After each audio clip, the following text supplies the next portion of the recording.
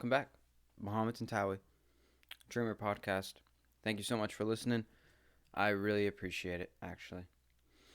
Today we'll be talking about nothing. The art of nothing. The simple tranquility of doing absolutely nothing. Not really. I feel like I've done nothing all day, though. I haven't. I did some homework, kind of walked around campus. I think I went to class. Don't remember. I did. It was boring. Sometimes I think, why is the professor there? Just play the PowerPoint and put it like on a timer and just let the slides change so I can just write them down. That way I can just write and read instead of having to listen to your ass, write it down, pretend I got it, write it halfway, next slide, missing half the PowerPoint, have to go back later. The notes are unorganized now because I went to the next slide, didn't leave enough room for this because I didn't know the information was that long, and I blah blah blah blah blah blah blah, etc. Um, by the way, I transferred to Louisiana State University. I don't know if I mentioned that on the podcast. I probably did. Pretty proud of it. Not because I got in, but just because of the tuition. I got this amazing tuition rate that just is mind blowing. So at Ohio State, I was paying, like 18 grand a year. I mean, yeah, give or take 18 grand, 20 grand. And I only went for a year and a half. I mean, that was about it. I mean, dude, I don't know. Somehow in high school, I thought that much money would be easy, and then I started working at this pizza shop. This is 2167 North High Street, Columbus, Ohio. I started working at Cottage Inn Pizza. That is where I learned what degeneracy was. That is where I learned what working till 4 a.m. and making $10 an hour. And then at the end of the night, you're like splitting $20 of this little tip jar that, people just gave you by grace because they see you making pizza at 3:30 in the morning. It's like that, man. When you start doing that, then you're like, wow, 20 grand's a lot of money.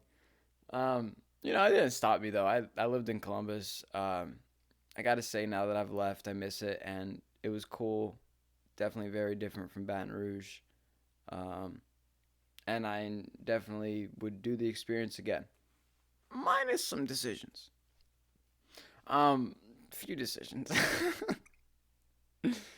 The problem is that your bad decisions in the moment were kind of fun.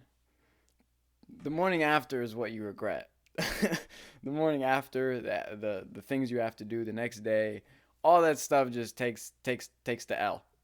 Everything takes the L. LSU's pretty cool. LSU's, you know, it's a school. There's a bunch of people. It's fun. They have events and stuff on campus. Not gonna say I went to a bunch of them. I don't know. After Ohio State and then Columbus and then downtown, I mean, this place is kind of like dull. It's really dull, especially if you're not huge into football culture. It's pretty boring. Um, Also, it's not like you can drive somewhere, grab a drink, have fun, and then walk home. You gotta drive. So everyone here drives drunk. I'm good. I'm all right. I'm good. I'm good. Yeah. That's just whatever. It just leaves you no choice, I guess, for most people. But for me, I just stay home. I'm good. I got all my juices out pretty much. Um, Columbus was weird, man.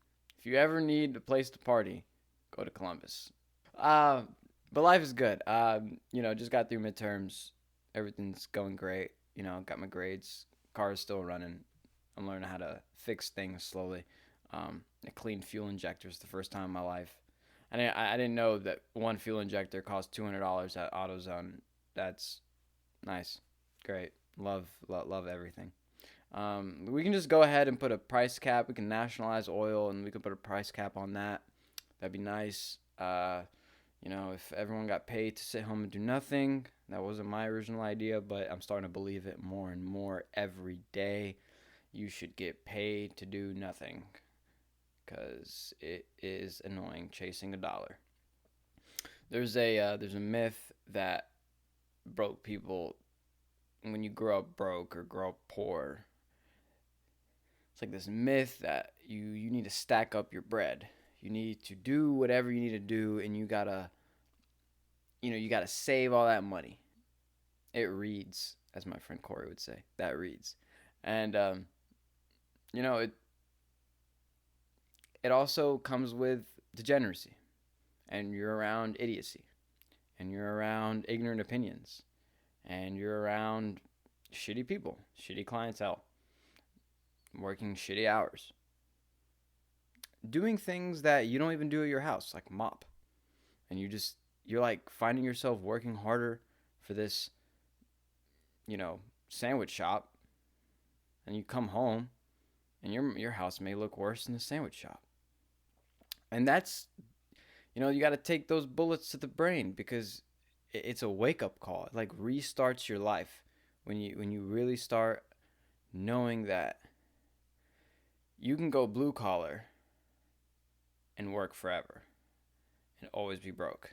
You can go white collar and be submissive to the social statuses that you comply to and the people that you disrespect in a way to keep your social standing or your ability to like have confidence in this all-knowing fact that you got a piece of paper, you work in a company, the company screws people, and you get a good paycheck working for a company that does nothing but lends money or something like that. So I guess it's a never-ending battle. I did have a buddy back in the day. I think he's a senior now at Ohio State, but he did tell me that after his internship, he realized investing was kind of ridiculous because you have no control. You have no control over anything, and it's not like everything is priced out to its book value, or a lot of things are speculation. A lot of things are reading out these measurements. Like if you go on TraderView, and then you look at all the measurements, there's like 1,000 of them, like so many, and you're like, dude, which ones do I use? And what you tell yourself is, oh, I'm gonna pick a formula. That's what traders tell you to do. Pick a formula and stay consistent. And I would say that too. Pick a formula and stay consistent because there is no logic to it. That's why, like for example, Warrior Trading on YouTube, he has a course and you pay for it because it's his way.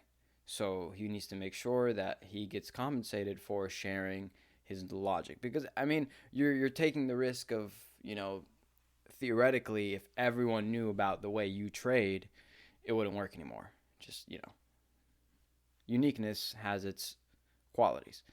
But sharing it is also profitable. I think ever since COVID and how the stock market blew up and all these rich people got rich. I saw one stat. It's like the top three richest people in the world during the pandemic got an average of like 1.3 billion a day. It makes you remember that yes, the Matrix isn't a perfect description of what the world is, but the theme of the Matrix, that we're just living in a matrix and it's more of a game and a set of skills that you need to adhere to and follow, but fluidly. The reason why people say listen and be aware is because you never know when you have to change your plan. Oh, that's terrible. And that's really what it is. I remember my dad used to explain it to me as game is like chess or life is like chess, and you need to make sure every move is right. You need to see a couple moves ahead.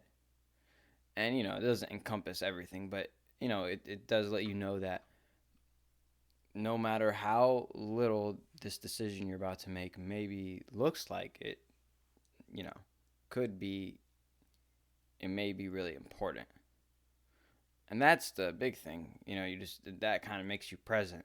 I guess if you take those moments seriously, you'll start to like really appreciate what makes long-term success work.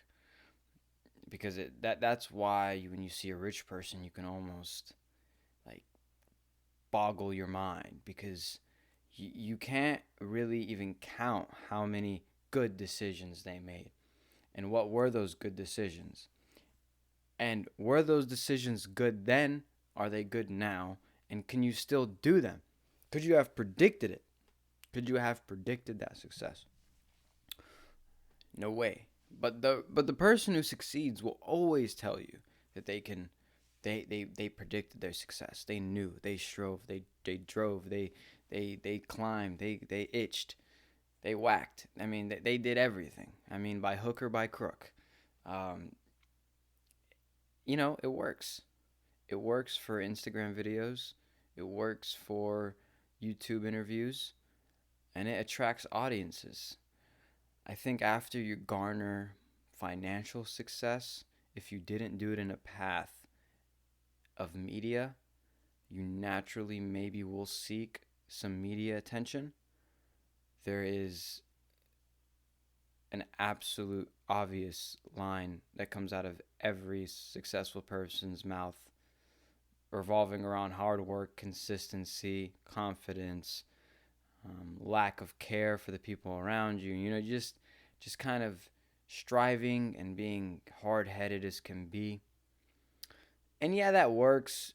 But when you see that the video has like 7 million likes, like, man, I mean, how many people are really gonna live like that? It's kind of crazy. I'm starting to think that like social media giants, not companies, but figures, it's more of branding, and we've changed it to where now that because of social media, you can brand yourself infinitely, and the possibilities now are infinite as well. You can collab with God knows who. You can take a photo shoot with God knows who. You can get a job God knows where.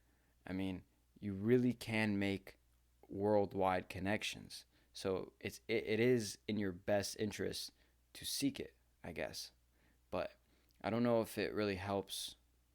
I guess the underlying problems that you see in like lower class people, depression, anxiety, ghetto behavior, ignorant statements. It's not really what changes their life, and when you grow up broke or around what you would deem ignorant people, when you look back, there's a separation that you make eventually, and you have to live with that separation. There's a divide, and you tell yourself this is the right decision, at least at the time, because it is hard to leave people that you're comfortable around. And what you do is you keep at it with your actions, and then it leads you somewhere. But when you get there, you're never ever going to escape who you were. So the connections that you made as a child or in your teens, there's always that you who grew up broke. There's always that you that grew up poor. You can't change that by yourself. I was talking to, the first thing I did at my new job, one of the first things, I'm at the kitchen. That's my thing. I like the kitchen. Except at this job, I'm not the only brown person. So really, I don't have to go to the kitchen to meet brown people. And, but there's this one guy, his name is Terry. And I can say it now, he's not going to watch this, but that man really spoke some life into me. I couldn't even begin to say it. I could look at his face and see the scrapes and scars and the beats. Like I could.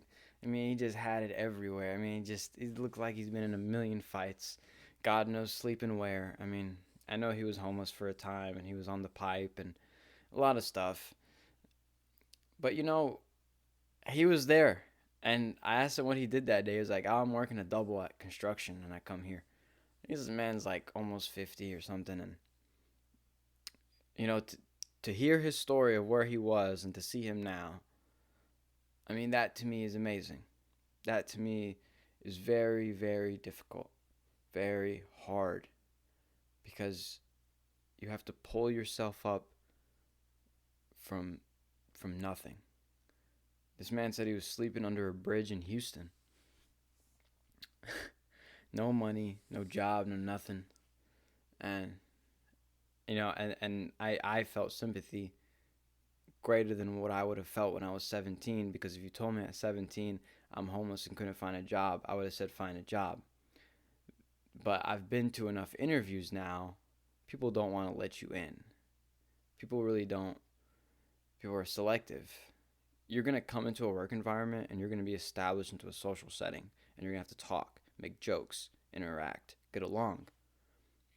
And people are selective because, you spend more time at work than you are at home. And yes, to you, you need the financial assistance, but we need to, suppress the anxiety and the angst of working as much as possible.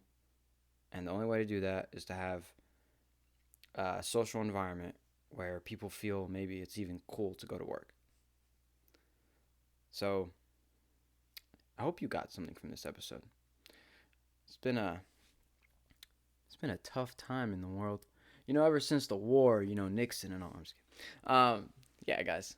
Thank you so much for tuning in. And I'll post something next week. And I hope you keep coming back and listening. I hope I'm not, boring you too much. But big appreciations for the listen. And take care. Stay safe. Keep the fridge full if you can. And remember, fill up your tank before it gets on E, and fill it up more than halfway so it's not always playing with dirty oil. See you next time.